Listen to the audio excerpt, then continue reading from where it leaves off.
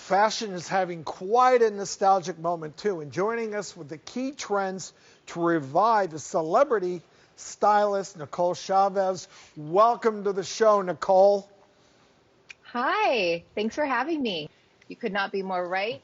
It's all about wanting to feel like you're in a simpler time.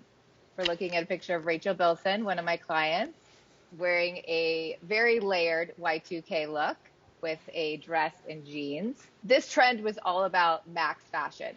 So you can see it's very layered, very bubbly, and really fun. And, I can show you now how to get this trend, but in a more minimal way. Yeah, it's coming back. And I was a big fan of the Y2K trends. I was there. I did that thing. I may have to do one of our shows in one of my 60s outfits. The 60s?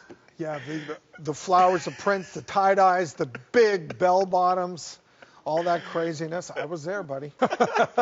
All right, Nicole, you're going to show us a few key nostalgic fashion trends that we may want to adapt into our current wardrobes. I hope you have something for Dom and I, too. So what's the first style? I think the first trend that we can hit is the slip dress. This was a 90s staple. We saw it on Kate Moss, and it definitely carried into 2000s. My take on it is adding a simple white tee, and it gives it a more modest look.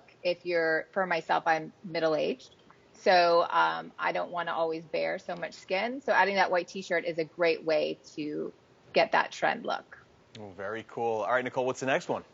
So the next one are strappy sandals, which I love because they're not super high and they're not flat. It's a nice in-between look. And it is very feminine, ultra feminine, I think, and it's practical. The men like the straps. Yes, we do. I do. It's cool. We do. Have to fess out there. Okay, Nicole, what's next on the nostalgic trend?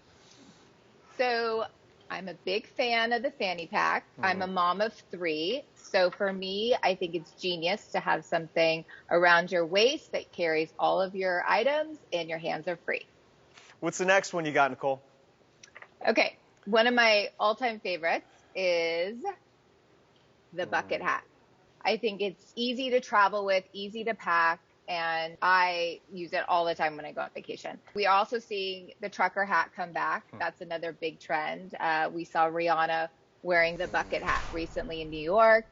And again, it's practical and it's keeping your skin looking younger. That's what I was going to say. Yeah, that maybe the bucket hat. Maybe some people don't like the look, but it is great in terms of protecting yourself from the sun, and we know that's very important. All right, Nicole, any last bits of advice on how do we wear these looks and not make it look too costumey that we're trying too hard?